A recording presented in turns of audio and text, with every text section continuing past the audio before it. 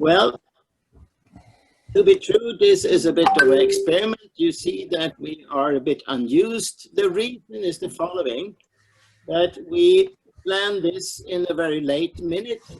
What we are involved with is now the World Social Forum. And I'm responsible for many environmental programs on Friday and the final days. But we thought that this occasion of the 27th of January, the Auschwitz Day, would be important as a possibility to address the issue. How is actually the remembrance of the Holocaust and the liberation of the Auschwitz concentration camp used today? The beginning of this is the Prague Spring 2 network, which was set up by primarily Central and Eastern European participants at the European Social Forum in Malmö 2008. And this happened in the spring. There is somebody we need. Yes, we have to also be clever at silencing these background noises when people are having sound.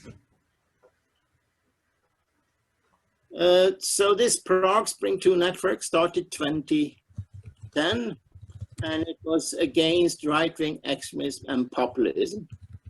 But at the same time, it carried on the tradition of social forums, especially then in Hungary, Czechia, Russia, etc., and have maintained a very broad view on this. So the first conference had the name Right-Wing Extremism and Populism in a Time of Social and Ecological Crisis. And I, who actually is not really leftist or not actually campaigning against the right, have been environmentalist mainly, I was a bit wondering, could this really work so well? Because Azerbaijan, they came, and they were very much involved in anti-mining struggle against the very authoritarian government, who was of course then right. So in Eastern Europe, is my experience is that one is more used to seeing the linkages between the issues. And it's also in Eastern Europe that this issue of how to address the Holocaust and the question of rewriting issue has been extremely intense. The pity now is that David Katz, who is the person, the individual person, has done more about this than I would say any other in Europe. The Yiddish scholar, Vilnius, he in the last minutes could not participate, but all who have seen in the links in this Facebook event can find him where he's speaking about these experiences he has. He was and still is a Yiddish expert, and he has been traveling to all these communities where it's often is only one or two Yiddish people left, Yiddish-speaking people left. And he has met then a very odd thing that he, as a Jew from Bronx, from New York, everybody says, oh, we love you, you're a Western Jew. But these local Jews, they are horrible. So he's seen how antisemitism is actually very present and even is getting a bit worse with the kind of stories that are now told about that actually what took place during the Second World War was a double genocide.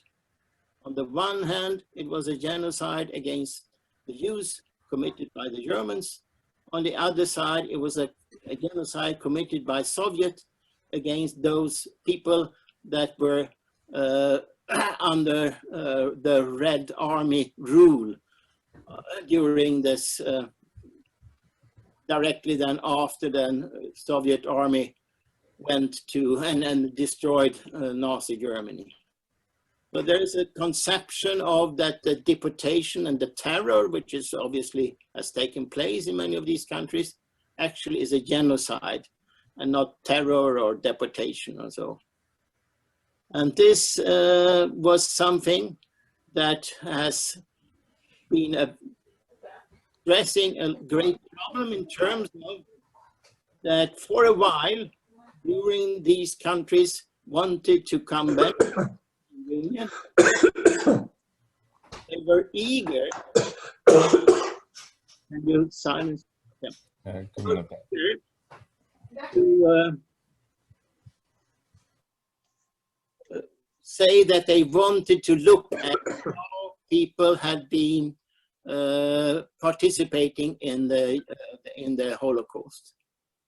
And there were commissions set up with experts starting to make investigations in the crimes of Holocaust. One of the main people in these investigations were Josh Arad, who was the first director of the Yad Vashem Museum, the Holocaust Museum in Jerusalem. And he was then in this commission in Lithuania, and was helpful in all the Baltic states. And he had written quite a lot about the atrocities and the participation in the killing of Jews, also before actually the Nazis came into power. So it was a period where there actually was Jew killings going on before the Germans came. They did this, and what they found out was that they could find 3 people that they claimed could have participated, but they were so old and their health problems, so they were never put into jail. What took place instead in 2008 is that they found out that they have to start a criminal investigation against the Jewish partisans, and claiming that they actually was accused of being, they had committed genocide. One among the first targets of these criminal investigation was Yad Arad, the director of the Yad Vashem Museum for 21 years. The thing was that Vilnius and Lithuania is a stronghold of the Jewish resistance during the Second World War. That's where the song, the Jewish partisan song, was written during the Warsaw uprisings in 1943. And there was big groups of Jewish people that escaped from the ghetto, went out. They were not used to these things with weapons, but they found weapons, and they could then be helped by the partisans in the only non-ethnic partisan group, which was supported by the Soviets. That was the only way for them to survive and the only way to fight Nazis. Now the investigation started claiming that they, as Jewish partisans, actually had committed genocide. There has been some, as of course in war happens things, in some village, and now the claim was that these Jewish people were actually then committing genocide in these conflicts that happened. The odd thing is that there was, of course, not only Jewish people among the Soviet partisans, but it was only Jewish people that was investigated. And furthermore, only Jewish partisans that had exposed the Lithuanian participation in the Holocaust. So not only Yad Arad, but also Sarah Ginaiti and Fana, I don't remember his name, but there are, I could put it, it's in the links also. So there were actually in the end 5 Jewish partisans who were excused of 4 of them of this being part of the partisans and thus committing suicide. No, genocide, I'm sorry. I'm sorry that I'm a bit tired because I've been working too much with the word social reform. I hope you can excuse me for that. But there was also one, the leader of all the Lithuanian Jews, who was accused of defaming national heroes, because he had produced a list of 3,000–4,000 Lithuanians that had been participating in the Holocaust, and some of these were named now and they are seen as national heroes. So he was also started an investigation against him. They never finalized this investigation because Yalasha lives in Israel and so on, but it has been at least in the Wikipedia, and it's sort of a stamp on them. They never really closed down these investigations.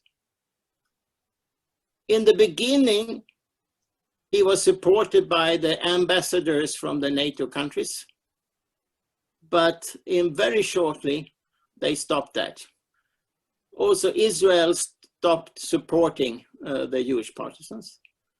It is so that the Lithuanian foreign minister and Lithuanian government has a foreign policy that supports Israel.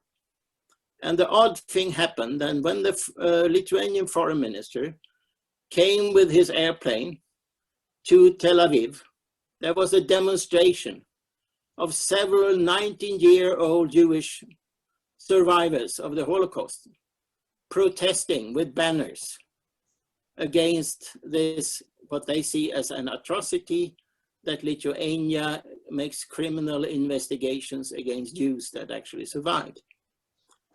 And NATO countries started to see it as, well, it's not such a big issue.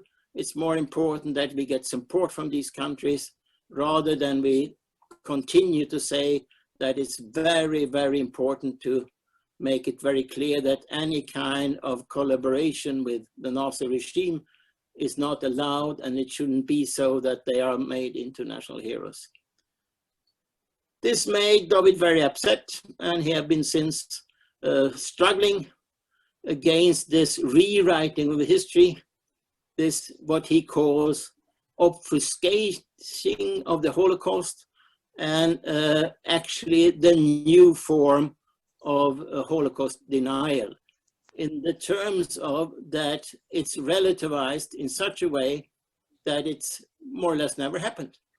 What happened is actually that the Jews were part of a genocidal killing machine. And this is still sort of at the proper level. Jews are communists, and that is why they are genocidal in these countries. It's also so that you cannot hide the genocide. You cannot hide the Holocaust in Eastern Europe because there were so many. Every village more or less had a Holocaust. So you cannot hide it. So instead you have this new kind of history saying that, oh yes, there were genocides on both sides. And then you can maintain antisemitism in this kind of history writing. So that was the story of David Katz. And as I say, you have a link to where he says it in his own word, and he really looks like a New York you. And now I give the word to Phil Katz, who has been looking very much into what David really doesn't like. The Prague, not the Prague Spring network, but another Prague initiative. So the floor is yours. Thanks, Todd, and thanks to all of you for inviting me to speak, and to people for sharing their platform with me, especially as we've never met.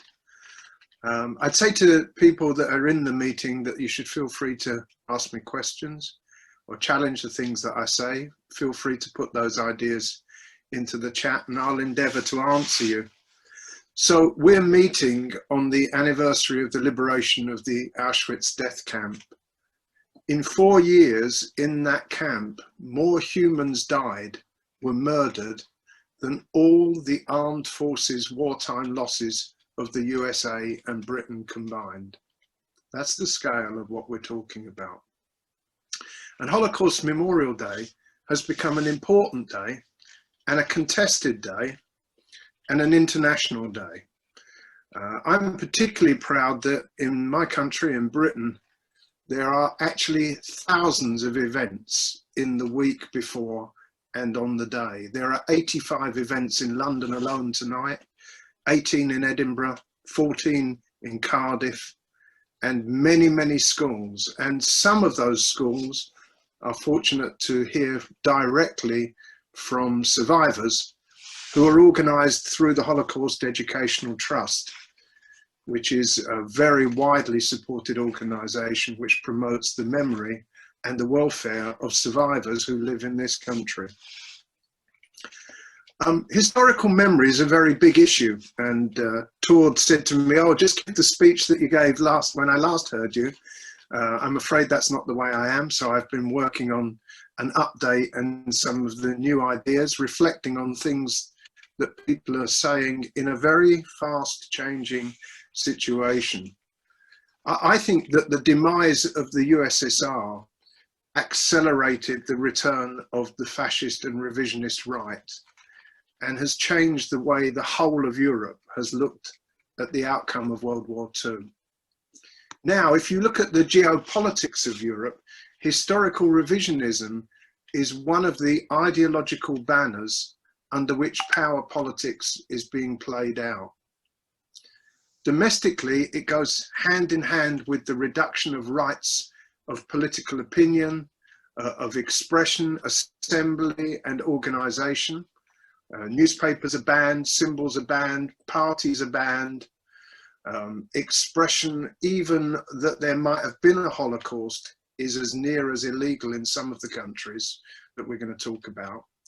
And I think it changes relations, not just within countries, but also between countries. It was instructive when the Ukraine fell apart, that countries on either side were restoring land claims and lodging land claims that had been unresolved as far back as 1945.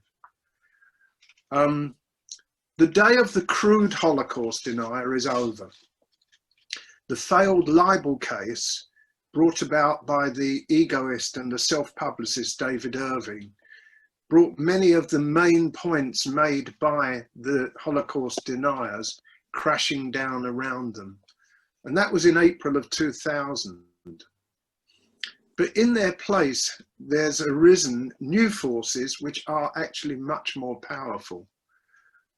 These historical revisionists, as opposed to deniers, are people who want to challenge and revise the accepted outcomes of World War II. And they are grouped around the organization that David Katz and myself have written about extensively. I had a book published about this just a couple of years ago. It's called the Prague Declaration Movement, which was founded in 2008. The Prague Declaration Movement has made a cult out of the German-Soviet Pact of Non-Aggression, contending that that is the trigger for World War II. And in that sense, Germany and the USSR would become equally culpable for starting the war. The supporters of the PDM have created a new political category of red-brown equivalents. Basically, communism and fascism are the same. And they've tried to do away with Holocaust Memorial Day, which was established by the United Nations General Assembly resolution at its 42nd plenary session back in 2005. And that's the one that's being celebrated and commemorated today in this country and in Italy, and I'm sure elsewhere. The Prague Declaration movement have had a great deal of success, effectively capturing the centre ground in the European Union Parliament in August 2019. And to the shock of many in this country, their position was supported by the Labour MEPs. So the deniers have gone way beyond denial. The revisionists have gone way beyond denial.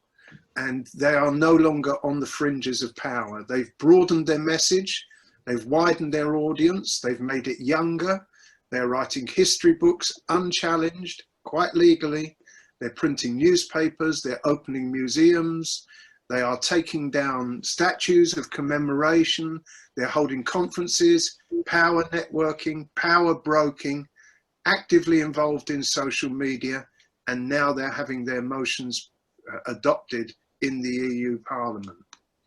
So how have they actually achieved this? I think the thing is that deniers are not the same as revisionists. Deniers deny. They lie and they distort, but they deny. Whereas revisionists relativize the Holocaust. They accept something went wrong, mumble about the numbers, and then they say, well, it was only one of many, or even that it's part of human nature.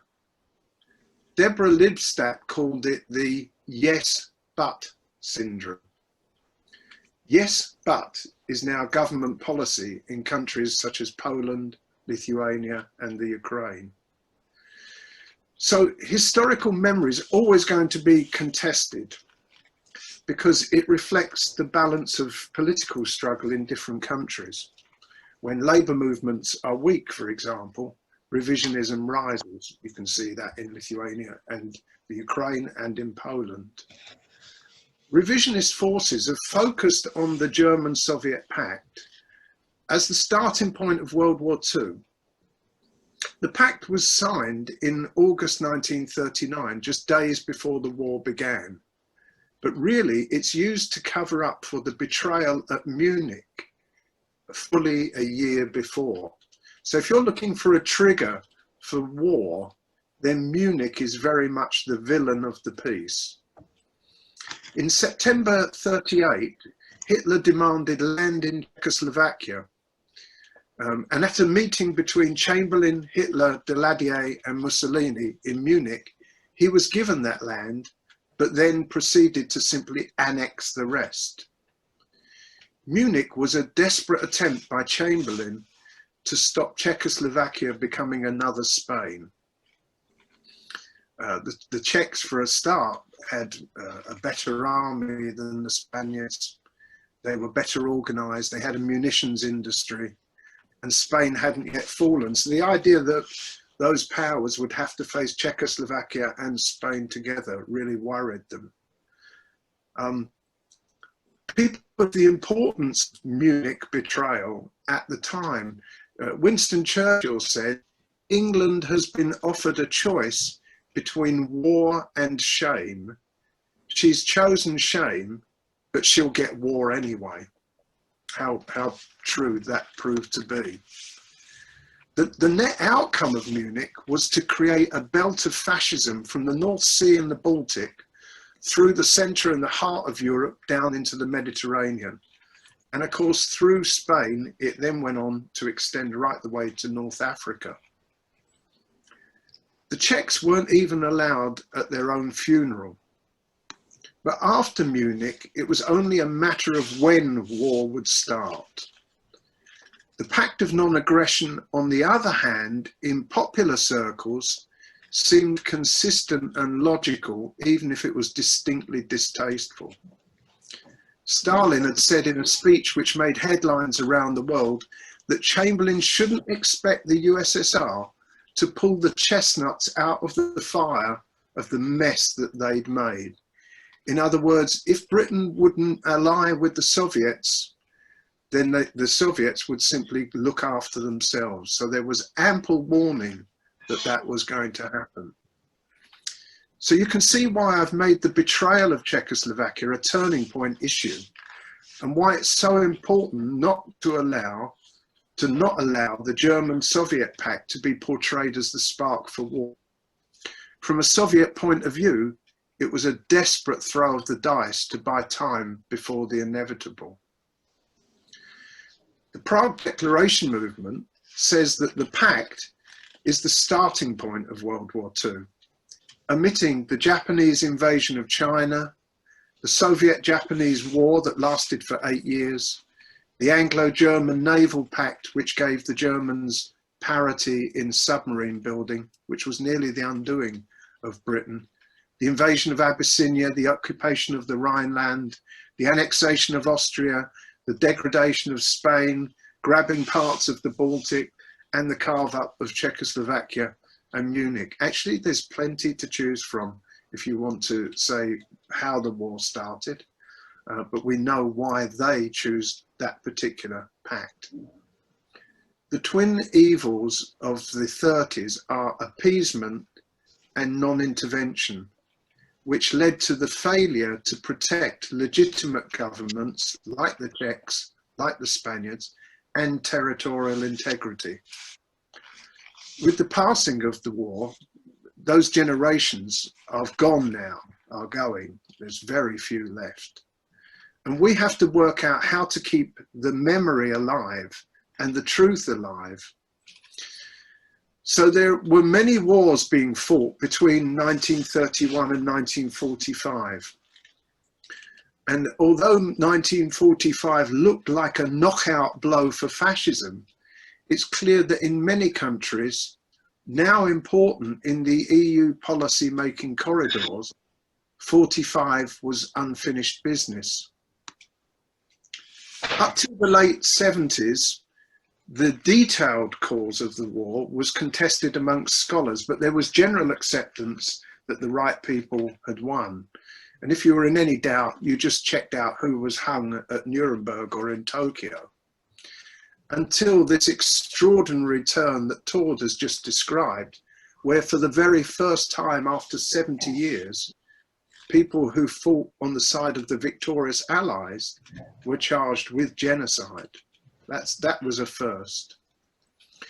In 2004, Britain acquiesced in the addition of 10 new, mainly Central and East European accession states into the EU. And it was inevitable that that would move the politics to the right. Some of those states advocated a kind of shared European legacy, which meant citizens in the victor countries had to share the same narrative as those who had been defeated and occupied. In other words, there was no difference between those countries which had fought Nazism and others who had enthusiastically joined it. And they realized that the EU could become a means of imposing that view on other people. It's interesting that within those forces, those right-wing forces, were the likes of the Northern League in Italy or Le Pen in France. And they gained great strength and popularity by attacking the EU and saying that it should be broken up. But they mysteriously revised their opposition once elected, and they realized the influence they could have within it. The Prague Declaration movement was founded by ex-presidents of countries like Czechoslovakia and Lithuania, with strong backing in America and Canada. And it became a well-funded lobbying organization which promoted the removal of statues marking the graves of liberators, outlawing symbols associated with the Red Army and the partisans, and prosecuting anti-fascist heroes for war crimes.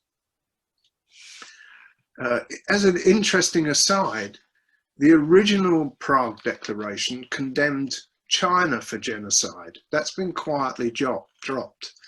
But that Prague Declaration was signed by the European representative of the Dalai Lama. And when I first researched it, I couldn't believe that the Dalai Lama would have an interest in the outcome of the war in Europe. But now there's a second Cold War beginning against China. It seems that there is an embryo alliance there and that these people are actually talking. In 2010, an all-party group of MEPs established a Common Europe, Common History to reconcile the different historical narratives in Europe and consolidate them into a united European memory of the past. And the outcome sought to impose a common model for school curricula throughout the EU. In Britain, this was unanimously rejected, and in the Department for Education.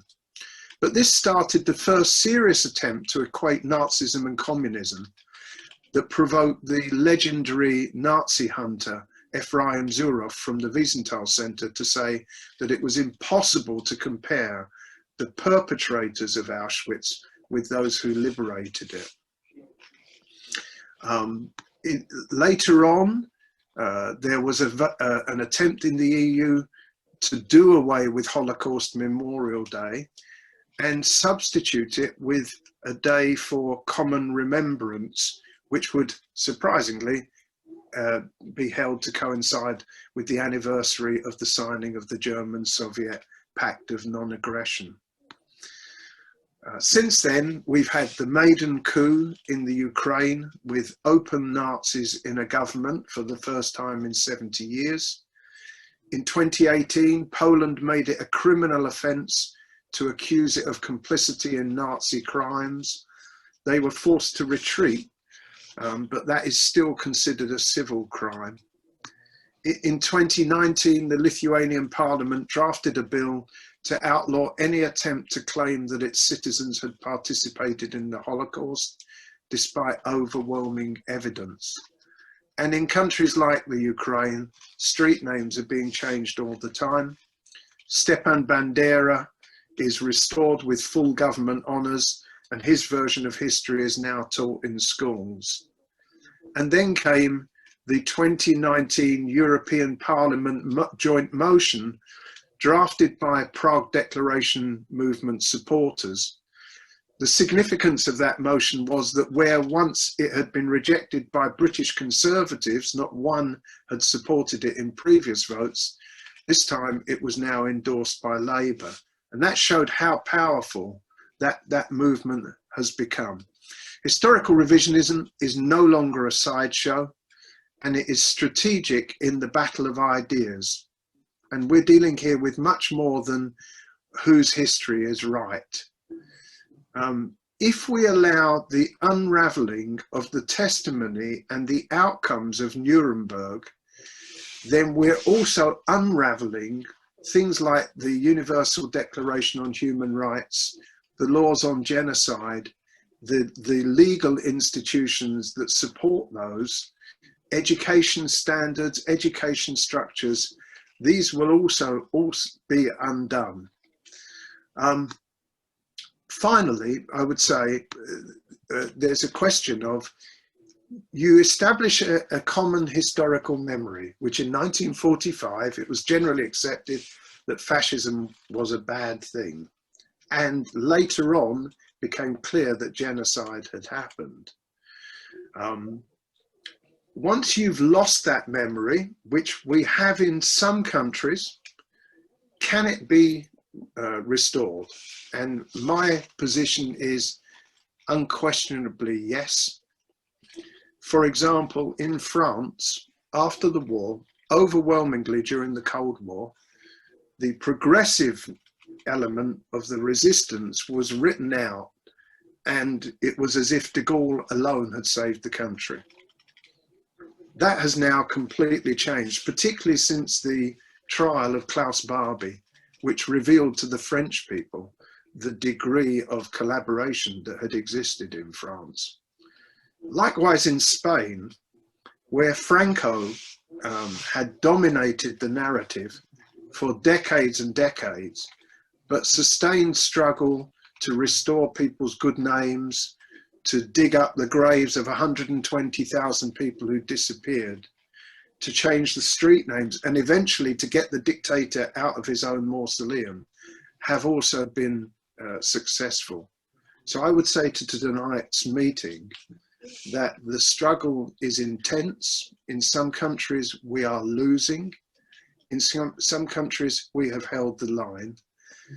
And what was a people's war has to be, the question has to be given back to the people, wherever we can, in legal cases, in school books, in meetings of church and religious groups, in trade unions. We can legitimately raise the question of opposing historical revisionism. And my hope is that tonight's meeting is a step along that way. Thank you. Thank you very much, Phil Katz. Now we will have two Hungarian interventions. One from Thomas Kraus, who is a well-known Hungarian historian. He cannot participate himself, but it will be read for us.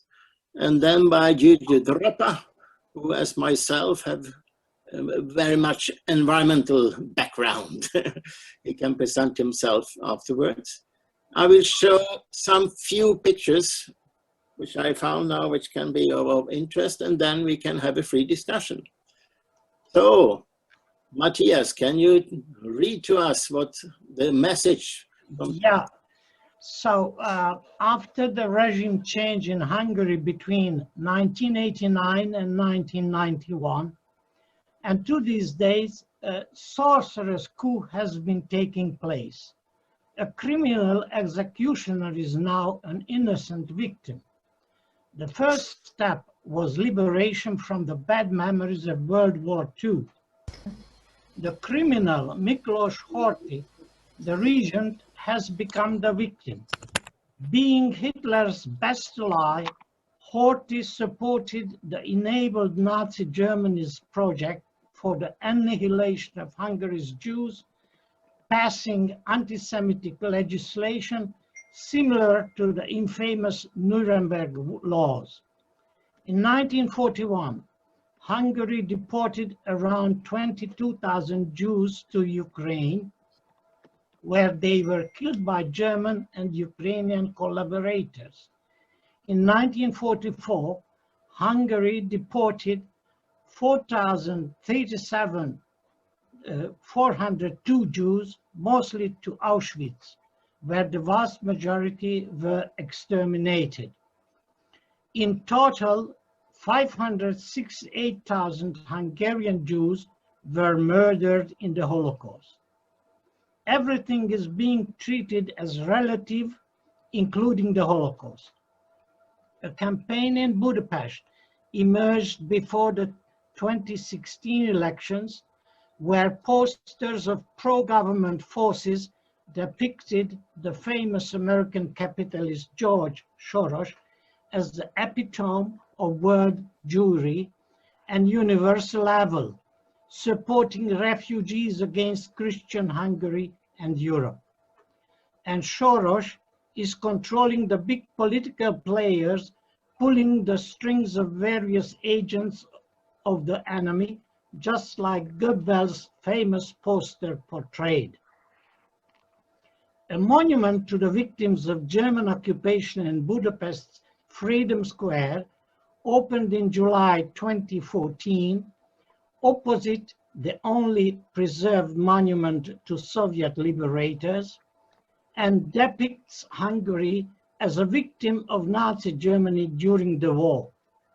On the other hand, in the process of establishing the Center for Study of the Holocaust, Prime Minister Viktor Orban's historians are trying to sanitize Horthy's regime, saying, if there had been no Nazi Germany, there would be no Holocaust in Hungary. Their concept does not mention that Auschwitz was liberated by the Red Army. The USSR is only mentioned as the Stalinist dictatorship, whose arrival marks a new set page in the history of Jews. At the same time, anti-Semitic discourse, from the new cult of Horthy to the Soros plan, from mythologizing the Treaty of Trianon to relativizing the Holocaust, is accompanied by pro-Israel propaganda in the foreign policy of the same Hungarian government. All these symbolic elements of Hungarian and Eastern European politics of memory rests on the ideological basis that officially, not only in Hungary or in Poland, but also in the region as a whole, fascism and communism are considered inherently equivocal in the spirit of the old theory of totalitarianism. They pretend not to understand that the two authoritarian regimes were very different. Keeping with the equivocation of fascism and communism, according to the so-called theory of totalitarianism, it is inconsequential that under the Kadar regime, racism and specifically anti-Semitism were banned, and under the Horthy regime of 26 years, before the arrival of the Red Army, there was official anti-Semitism, not to mention Nazi racial laws against Jews from 1939 to 1941 and the Holocaust in 1944. In this respect, there is silence about the approximately 1 million Hungarian citizens killed under Horthy, and the fact that Hungarian occupation forces took part in the murder of more than 200,000 Soviet citizens, including Jews, in the territory of the USSR.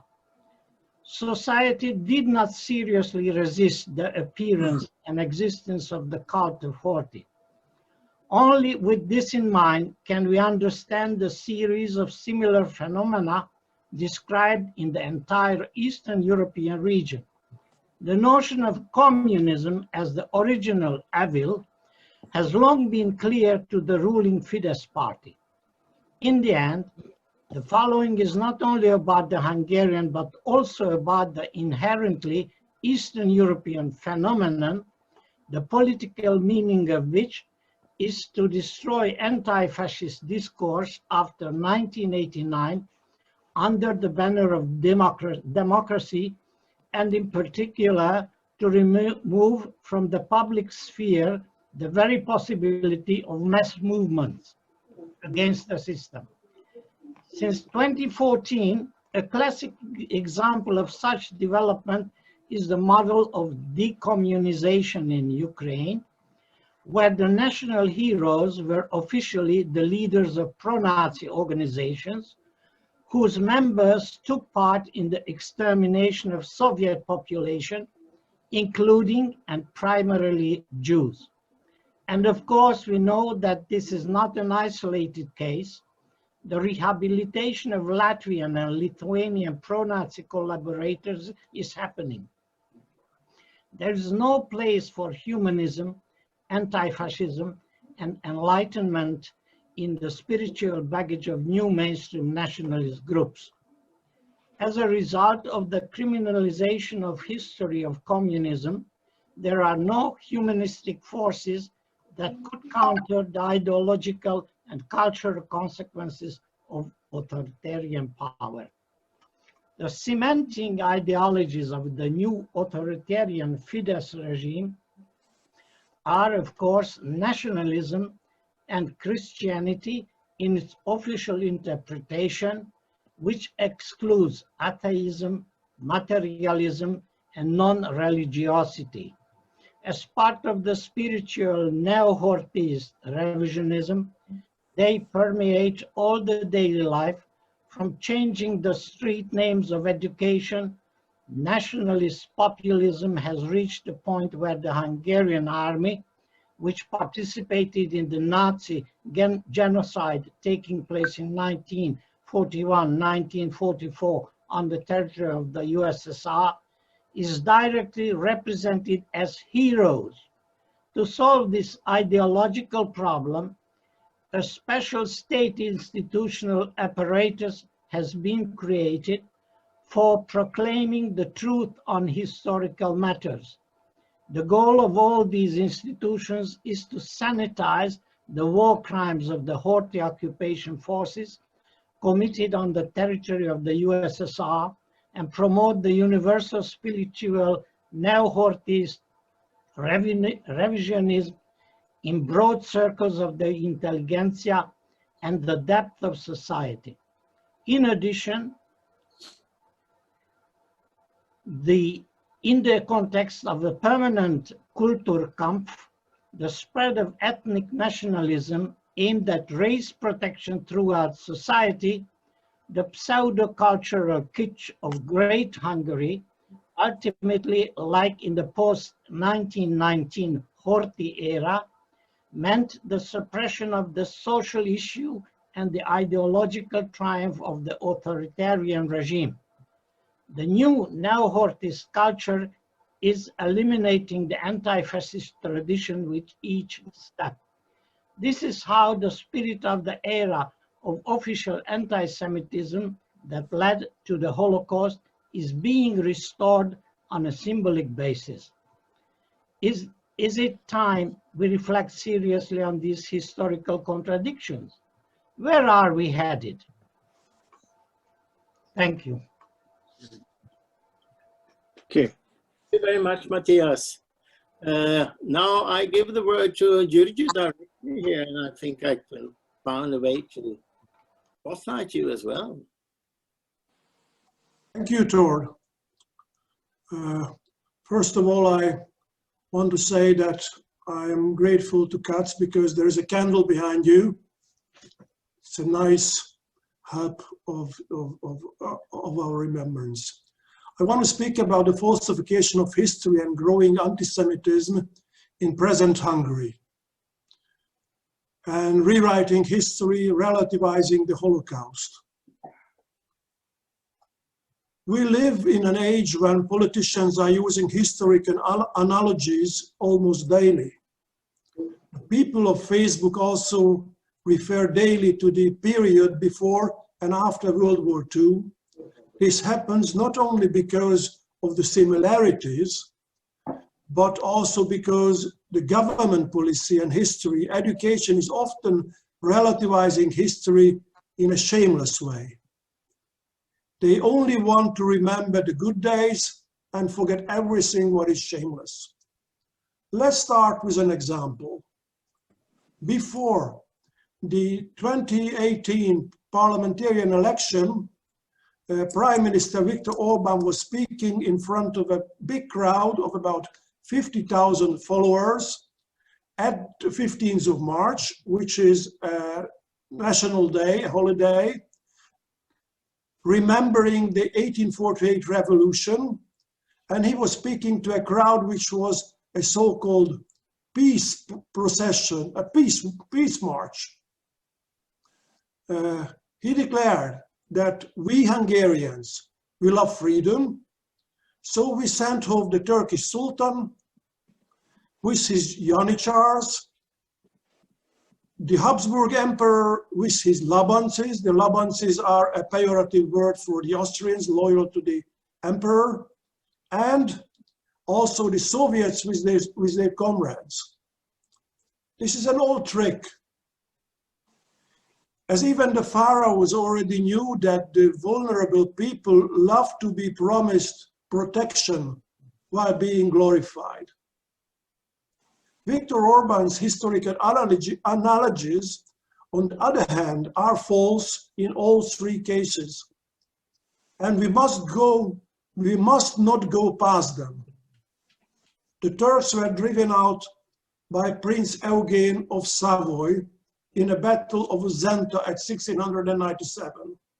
After they defeated the uprising Hegyalja organized by the Kurds, the Hungarian freedom fighters, not willing to pay tax to the Austrian emperor. And 2 days later, the Emperor Lipót concluded the peace of Karlóca with Mustafa II, according to which the Hungarian Croatian territories came under Habsburg law, Habsburg rule. It must be obviously a coincidence that Orban had forgotten why is there a monumental Asquarian statue. Eugene Savoy is sitting on a horse in an impressive square, the nicest place in the Buda Castle overlooking the Danube, less than 100 meters from his office. You can see it from his window. The second statement of Orban, that the Hungarians had fired the Austrian Labans, is also nonsense. As Hungary lost the First World War together with the Austrians, the victory of the great powers resulted not only a detriment of the Habsburg house, but in the Treaty of Trianon, which is the Treaty of Paris, the fragmentation of history. Hungary can hardly describe a success over the Austro-Hungarian Empire or the Austrian Empire. It was also a fact that the national separatist aspiration of the countries around today's Hungary were largely fueled by the nationalities. Hungary lost more than 2/3 of its territory, and so that fact be as an example of victory must be questionable. The Soviets and their comrades were also not expelled by the Hungarians, but by the strongest actors in the world, at Malta and also in Iceland. Bush and Gorbachev agreed and signed on the 3rd of December 1990, concluding the Yalta World Order, and that time, as a continuation of the Helsinki process and various arms reduction negotiations, they agreed to release the Soviet Union Eastern European allies as a result. Soviet troops withdrawn, not only from Hungary, but from all the former Eastern European socialist countries.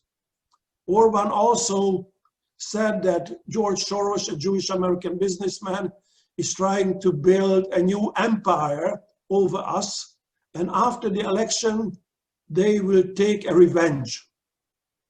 Since then, their satisfaction is already visible, mostly against the Hungarian Academy of Sciences and universities. I mean, even Erdogan may envy these steps. He is a friend of Orban. He also has an excellent relationship with his followers who attacked the protest after the Taksim Square protest, and the true followers rushed into a party office. They were the ones who wanted deaths for the coupists in groups of thousands. The crowd, as if programmed, chanted, "If you say let us hit, we'll hit. If you say let us kill, we'll kill." A logical answer couldn't be that the angry cries of the good-given people should not be taken seriously. But in a civilized country, a member country of the European Union, is it accepted to put the picture of George Soros on giant posters saying, "We will protect you from Soros and the other devil, which is called Brussels"? So it should come as no surprise that the government servants, with some coarse historians, even relativize the Holocaust. After all this, one cannot be surprised when Szilárd Demeter, a ministerial commissioner, declares that George Soros, the liberal Führer, is the one who would lock Christians in gas chambers. And this was not the first such manifestation of Demeter, who is at his place. A few months earlier, he likened Angela Merkel's statement calling for the rule of law in Hungary and Poland, and he said that this is equal to the blitzkrieg of World War II. After all this, it doesn't sound special when Tamás Deutsch had the presently government Fidesz delegation, head of this delegation to the European Parliament. Lincoln remarks on the leader of the European People's Party, Manfred Weber. His argument was that Weber is of the Gestapo and AWO, which is the intimidating Hungarian secret police organization from the 1950s. Can any of you imagine what these people say and think about communists, especially when they are of Jewish origin? Oh, I don't want to forget Peter Hoppál, a remarkable gentleman of the Hungarian parliament who represents our country in the Council of Europe. He tries to call the opposition communists and Nazis. And at the same time, he uses the old Pavlovian reflex, as it is believed and it is necessary to successfully attack opposition parties. It is believed that scum, filth, and slander can be the leading results. Peter Hoppál, for example, recently compared the agreement on the cooperation of opposition parties to be the Molotov-Ribbentrop Pact.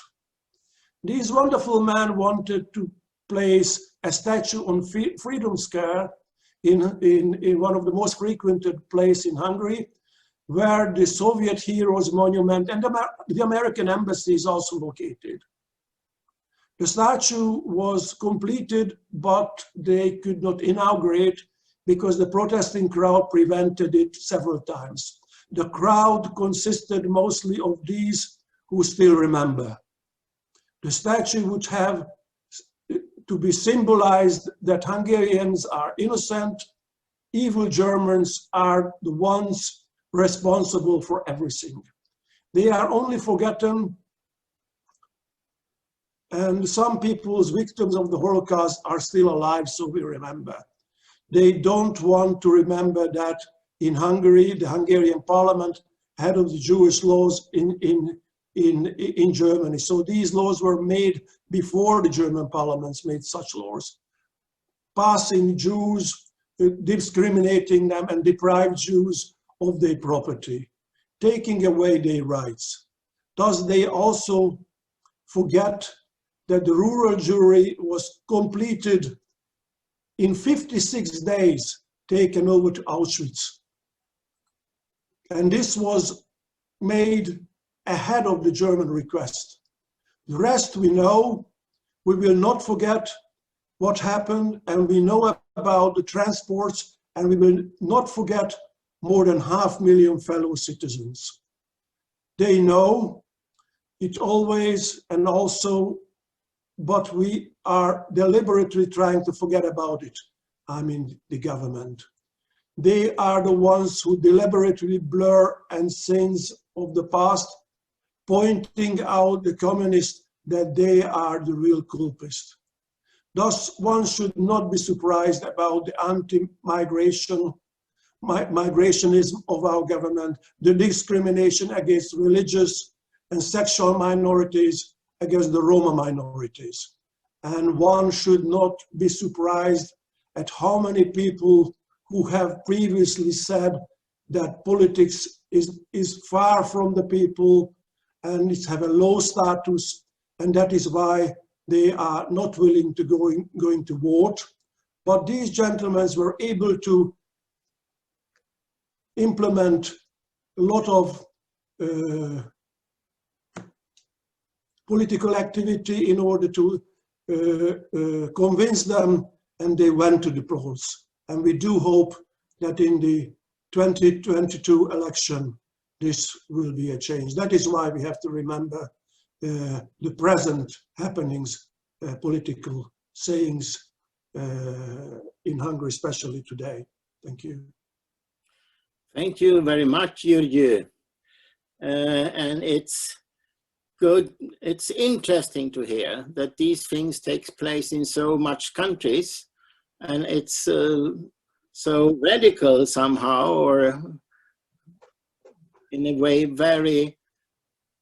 way of putting all the blame on the Germans, and then you are whitewashing yourself.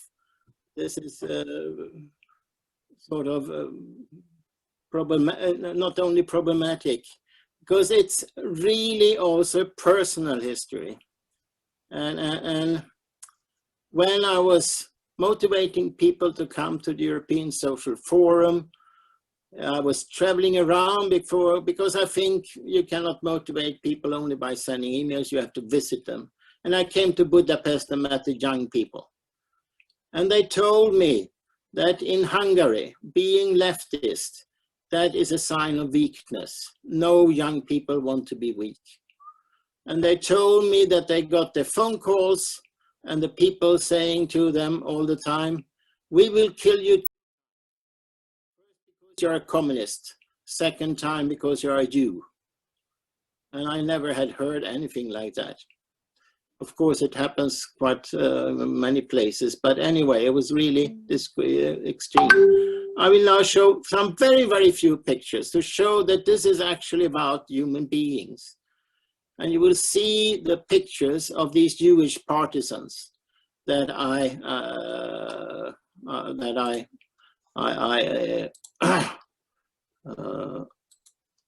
was, there we have it.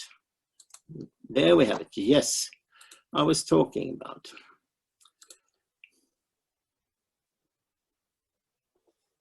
So this is Sarah Ginaiti when she liberates Vilnius in 1944.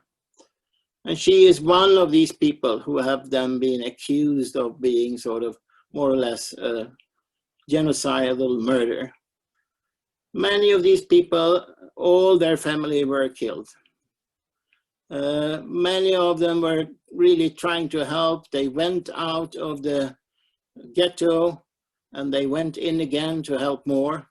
They were young, and many Jews inside the ghetto were very afraid and actually didn't want this to happen. But they did, and they survived. Here is the massacre at the garage. This is sort of happened before the Germans came. It's a famous coincidence. Here you have the Jewish partisans, the survivors, now more than 90 years old, the Joseph Melamed to the right, protesting against Lithuania, who is then supporting this silencing of those Jews that said that Lithuanians were part of committing this. This is the Jewish partisan song, which is sung every 27th of January. The Jewish partisan song, which was written in the Vilnius ghetto, is sung by people. So it still survives in the song. And here soon you will see all five of them. These are the five. Yashad Arad, who's still alive, who was the director of the Holocaust Museum Jerusalem the first 21 years. Fania Yoshlev-Brantsovsky, who also still alive, and she is soon 100 years old. Sarah Ginaiti, which you saw the picture of, she has died, and Rachel Margolis and Joseph Melamed as well. And this has gone on for 12 years, 13 years now. And I've been trying to motivate journalists and newspapers in Sweden to produce this story. It's impossible. Recently, Flamman, a paper close to the left party, said yes to make a story out of this. But then they refused it because Fania Yoshlev-Brantsovsky cannot hear any longer, so we cannot interview her. And then the story is uninteresting. And this is to me a double thing. This is not a country trying to hide its own history. This is Sweden claiming to be utterly interested in Jews, but obviously only if they are victims. And this is to me so embarrassing. I don't know what to say. I think this is sort of, if you are a Jew and if you show how your people were actually murdered and your relatives, then you're not okay. It should be academicians doing it or something. If you really took up arms against Hitler, no, then you are not part of history anymore. Then you are to be blamed to be something else. Now I will also show you the picture of the man who is more or less single-handed has made this. This is David Katz. Unfortunately, we're not able to see today, but he has really been struggling for these 5 Jewish.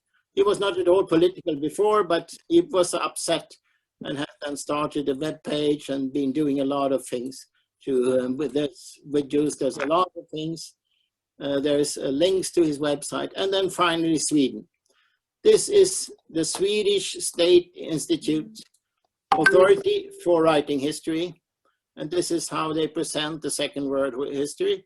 It's the Ribbentrop Pact. And it's about those people who were thrown out of the country back to the Baltic states. There were boats and there were some German soldiers. There was an agreement to send back soldiers to the place where they were, where they escaped the war. And here you see how these people, who not necessarily personally were involved in the Holocaust, but belonged to the Waffen SS, to Lithuanian police divisions who were very active in crushing the Warsaw Ghetto, they are made similar to the concentration camp victims. I criticized this, and this was too much, so they changed these pictures. But the maps, 2 out of 3 maps were falsely written. They didn't change it. The maps were written in such a way that Soviet Union was seen as always expansionist, and other countries like Finland never occupied Soviet, which is not correct. They occupied Eastern Karelia, where they put half of the Russian-speaking population in prison and gave them too little food, so 1/4 of them died. This is written very clearly in Finnish books, but it's not really made a story. And similarly, is it so that Soviet soldiers liberated northern Norway and eastern Austria, and then they pulled back voluntarily. And that is also a story that is not allowed to say, because it's, according to my prime minister, where the red soldier is put, that's where the Iron Curtain was established, which is not correct, in other words. So actually it's very much Sweden, the Western state, that has sort of very much contributed to this new rewriting of history. And it's a Swedish moderate conservative politician who had been in the chairmanship for 10 years in this Prague declaration movement. He resigned 2 years ago. So it's very much something in Sweden is something wrong with. Now we have time for some discussion. So do everybody knows how you raise your hand? It's in the bottom of your thing. Is it possible to raise hands? Where am I? I want to stop sharing, please. Yes, there we are. Thank you. Oh, Raoul Wallenberg. Yes, there we have a Swede, a better half of our... This book has been published last Christmas. It's a sick one. And I received it for a Christmas present. Yeah, yeah. I would actually like to ask, because I received an email from Peter Wahl in Germany, which touches upon this issue, which has been issued by Attack. Are you still there, Peter? Yes, I am. I think I can do you to a panelist somehow if I'm really clever. Yes, I will. There you are. Now you're supposed to be a panelist. Could you tell me a little bit us about this letter that Attack has been written? Just a second. Can you hear me? Yes. Uh-huh. Well, we can hear you well.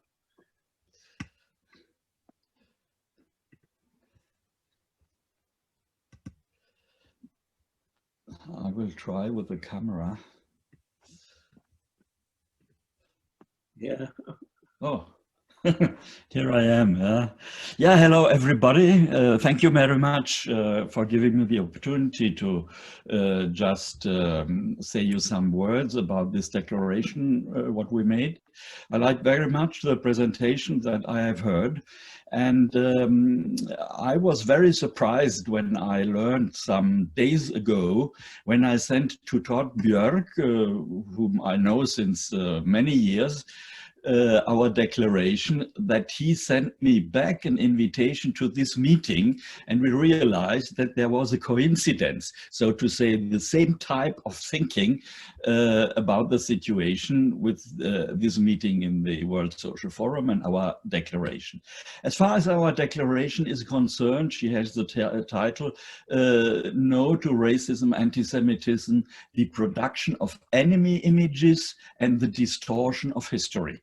So what we do in this declaration, on the occasion of the Auschwitz Memorial Day is to link together these two issues of distorting history and enemy images on the one hand, and this of course as part of war preparation, in that case the preparation of a Cold War, and the memorial of Auschwitz, of historical Auschwitz.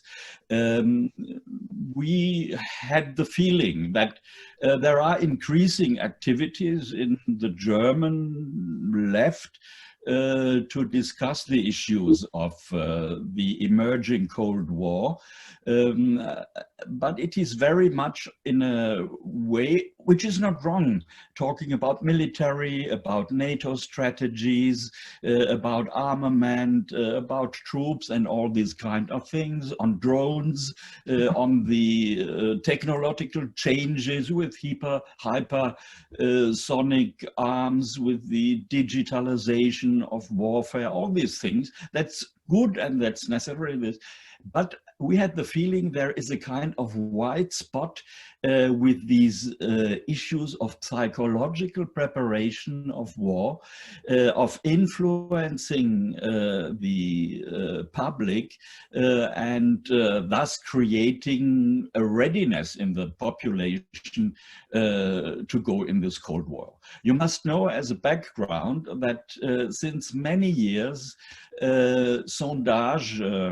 opinion polls in the German public show that there is a strong majority, 16, 70, sometimes even more % of the population, who is in favor of good or at least better relations with Russia, which is very anti-war and anti-militaristic. And of course, this is a problem for NATO, and this is a problem for the German transatlantic lobby, and which is of course represented also inside the government.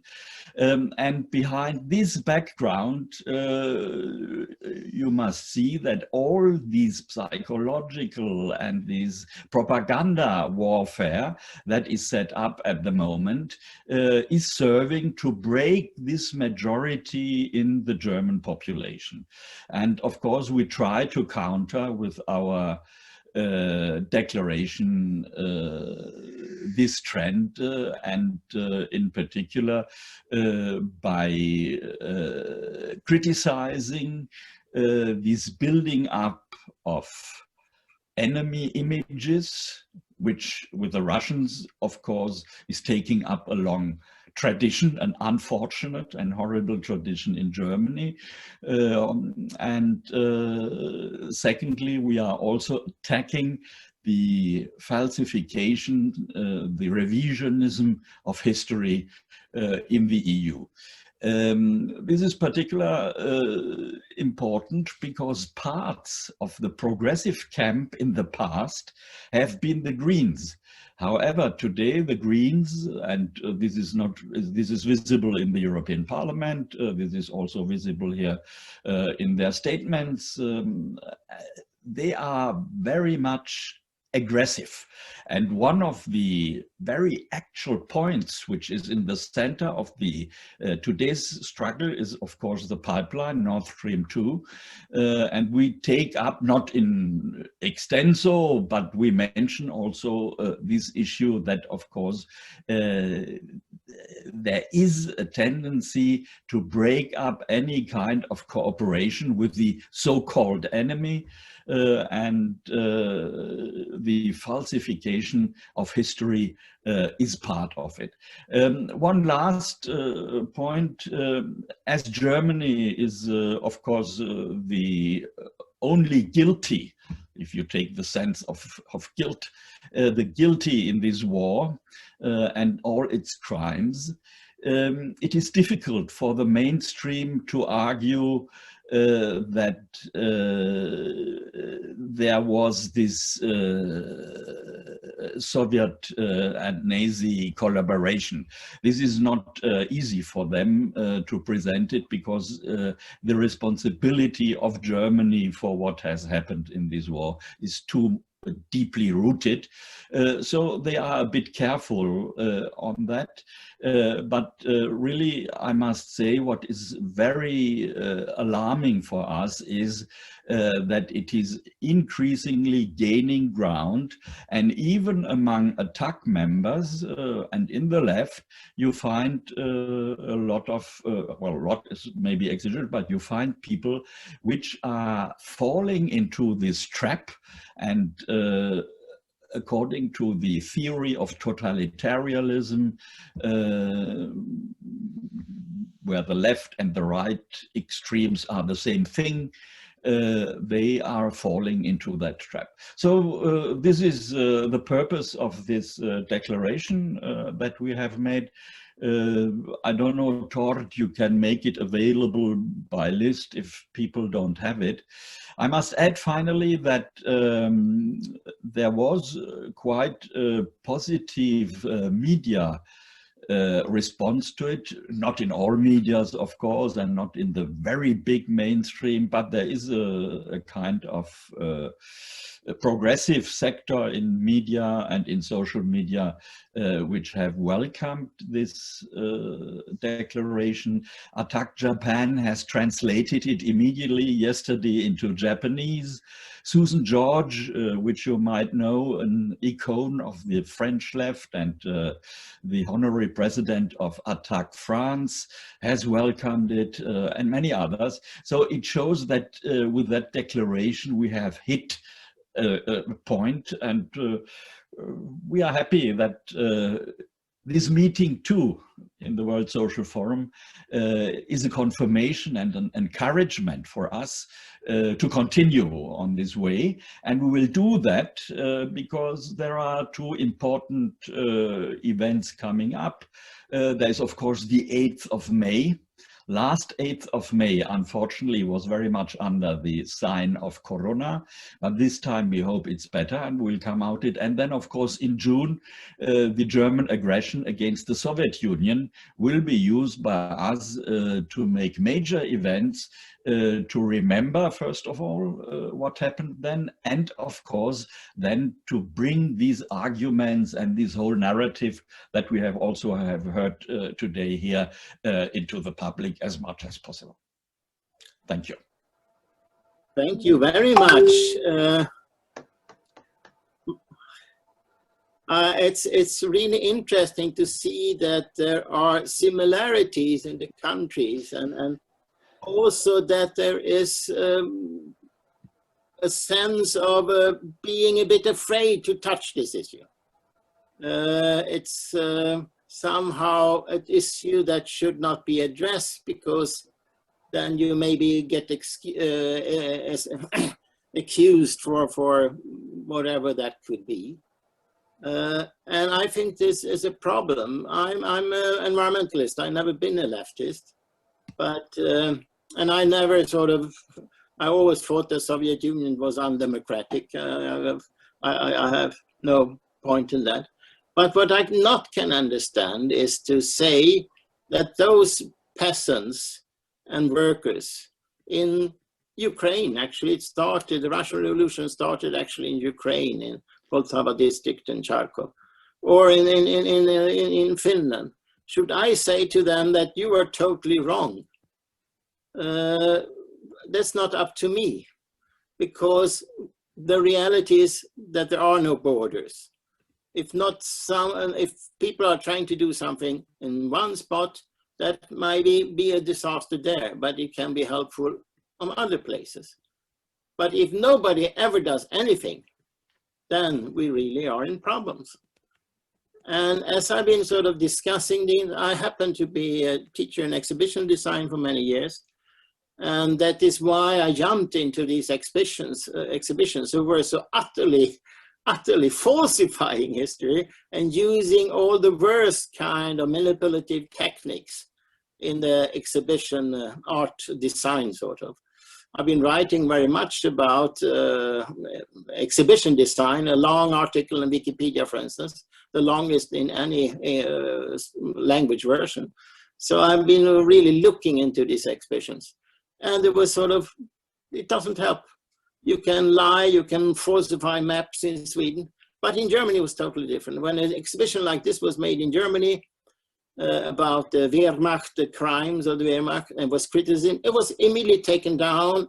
It was shown that one had to change some pictures, and then it was brought up again, and had a tremendous effect, as far as I understand, in Germany. But in Sweden, no. And now European Union, I suppose all of you have seen the picture for this webinar. That's from a huge project in Brussels, costed 50 million euro. And that's where they project Nazism and communism as equally genocidal. And this story, which I think is utterly problematic because it cuts us out from the rest of the world. It is after the Second World War. It's not a world war, it's a sort of internal European affair. But it wasn't, it was a world war. So it's interesting to hear Japan translated it. Because if we use the same story in the other eastern part of the Western World War, which actually started in 1937, at least, with the assault on China, then there is no story of any Soviet doing something wrong. It was the nationalist regime together with the communists that struggled against Japan. So you cannot make this kind of history revolution over there, and Japan has not really ever done anything close to Germany. So if we put this in the global context, then we suddenly realize, well, this is not working out at all. Everybody, have you seen that you can raise your hand down in the bottom of the menu? I would really like if somebody would put the question. Or is it so that there has been too little popular education about this issue? So people feel sort of uncertain. It's new. Is it so?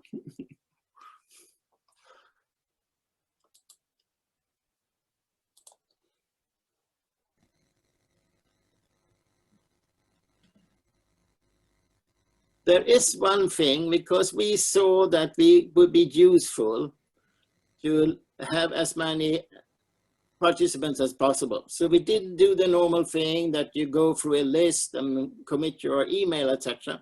So we have no possibility to reach you after this. And it seems like that would actually been very good.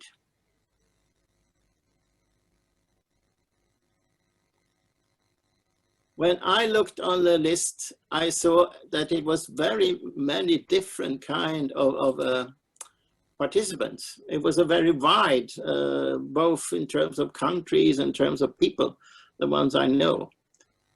So it was interesting to see that there was a widespread interest. But obviously it's not so easy. Yeah, there you see the suggestion that you can write your email. I write mine there if you want to have more things. Because if you understand, oh yeah, Vera Salka will try to speak. Please, Vera. Yes, hello everybody, and thank you very much for the presentations. They were really interesting. And what question occurred in me, because I'm a practical person, and I would like to ask whether can we protest somehow against these exhibitions, these museums? Do we have this force or will to do this? What is your opinion? Well, that was a fast. Now we go directly to action. That's right, George. You know me. Yeah, and I know how you in Budapest. Who was this lady with the red star? Who was put to a trial and had to pay? It was Attila. It was WWII Attila. Yeah. So And Judith Rona as well. Judith Rona as well. Yeah, you know Judith, yeah? Yes, of course. I have seen a comment in the chat from Stuart McGill. What can we do about this? How do we fight back? yeah, I think what maybe Vera is right. Maybe it's so that people will only wake up if we do something. We need popular education, that's for sure. But this seems to be an issue where it's sort of, yeah, it doesn't help that it's really obvious. But what is also interesting is that now the issue is brought up in Germany. You really had the story in Hungary with your perspectives. So this museum in Brussels is really a shame. And I think the left, it does it in the wrong way. They start to talk about that, well, the Holocaust was horrible, but capitalism was also horrible. I think this is a big mistake. David Katz and I agree upon that, yes, there has been genocides in other parts of history. We know from the very, I mean, it's not only in Europe, people have been horrible to each other. But in this era, the Holocaust is unique. What happened in Soviet Union was mass terror, mass starvation, politically motivated for some reasons, etc. That happened also in the colonies. 3 million people died in Bengal in 1942, controlled by the British. These are really horrible things. But the Holocaust was different. So I think this is an important thing to state. And that's the only way to address this falsification of history. And that what's happened in the UK with the Labour, I think this is really the mistake when a left don't understand they have to be a popular movement and not a single issue campaigner. Because Nazism was not only, it wasn't actually anti-Semitism, it was against Jude-Bolshevism. Communism and Jews were the same.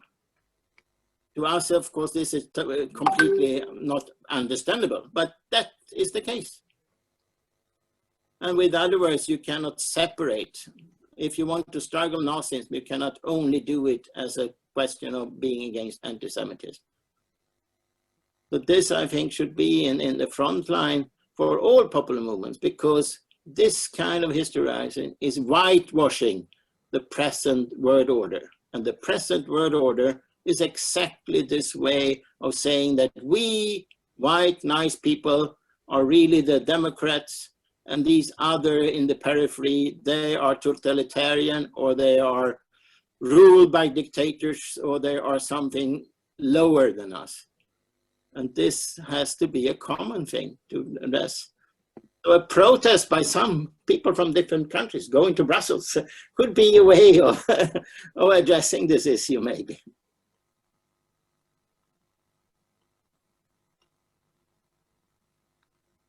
I see that Patricia think it was very interesting. Oh, Lars has raised his hand. Where do I get him? Well, here he is, yes. Now let's see if we get Lars on here somehow as a panel. I can speak, I guess. Yes, you can speak. I'm very happy about all the speakers and all the information I got in this webinar. It's really valuable, and I will be one of those people who will spread this message. This is, of course, as you can hear, in Sweden. In this country, Sweden, we've had a governmental body that has taken on a role. It was put on it from the government to spread a certain view of history, and it concerned the Holocaust, but later it was added criminal activities in the communist countries. So, I don't believe we should have government bodies doing this. It should be teachers of history in schools who give the different views and explain history to students, rather than having a governmental body defining the truth, sort of. And I think this exhibition that Tord mentioned was from them, wasn't it? Yes, yes. Yes, yes. So they have actually distorted history, and they have been very one-sided view. And I wrote a piece several years ago looking into why this was created. And it was actually based on something between a lie and a misunderstanding of an investigation about how much students knew about the Holocaust. And then from that it has followed, and it's a shame. And I think this that you have discussed at this webinar is part of the same thing. It just started in this form quite early in Sweden. Thank you very much, and I'm really happy to have listened to all the very important information I got here. Thank you. Well, we said actually we should end up now, and I generally think that webinars should not be too long, but it seems anyway that this has caused interest in some countries. There have been some people from Finland, several from Sweden, and Hungary and UK. What is really interesting here, I think, is this German, that now in Germany, this is also discussed by an organization also. So even if we sort of didn't make an email list here, we probably could find each other. And if we are some key people in each country, then we can discuss more in a working mode, sort of, find out how to share experience, how to share material, and maybe also in the end, if there is some action that could take place. And then maybe not only in terms of relation to Barbarossa, the attack on the Soviet Union, but also something specific in relation to this state-sponsored kind of information campaigns, which was actually so biased that I see them as a threat for the future of European business and any relation with the rest of the world. I can't understand how European Union can continue to promote a picture, a worldview that is so Eurocentric as this worldview. It will sort of, it's not in the interest in any way. So that is what I see as a possibility, and I guess we have a good contact with UK, right?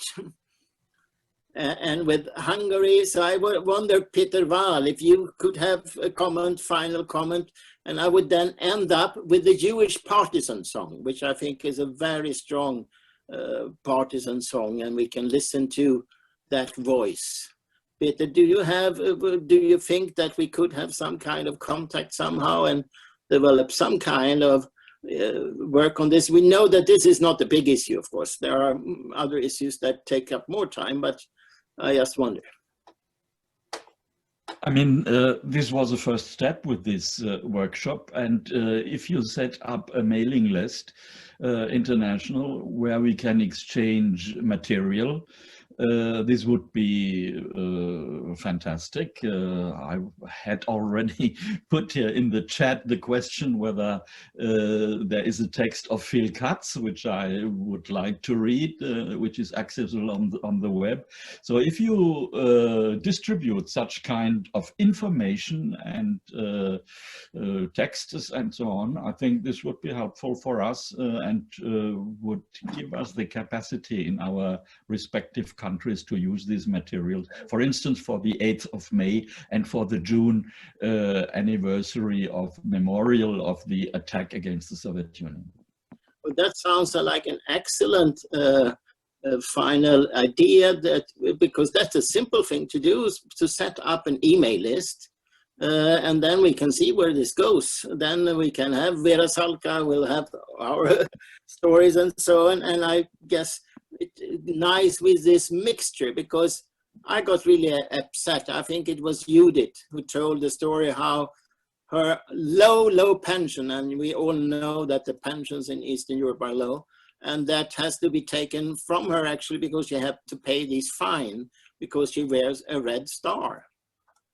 Now I will tell you one thing. It's not everybody knows it, and I finally found out it fairly lately, that if you want to save chat, you will find in the right-hand corner 3 dots in the very bottom of the screen.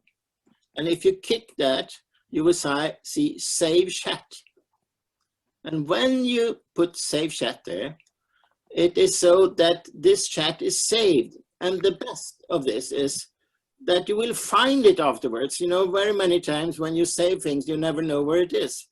But it will be put in a map called Zoom, which means that it's fairly easy to find in your computer afterwards. You know, you just tap Zoom and then you will find this map. And the date of this saving the chat will be the name of the this file, which means that they are sorted automatically also chronologically. So often you save chats and you never look to them, but anyway, it's easy to find them afterwards. And often, if you have seen when you participate in these things, it's fairly useful because afterwards you find, oh, God heaven, I forgot that name, or many put links and so on in it. So that is what I suggest. And then I would like to, as the final thing, see if I now find this song again. It's there are different versions of it. There are some really beautiful ones. This is the more rough version, which is a bit more the original fine. The partisan songs of it, Zog nit kein Moll.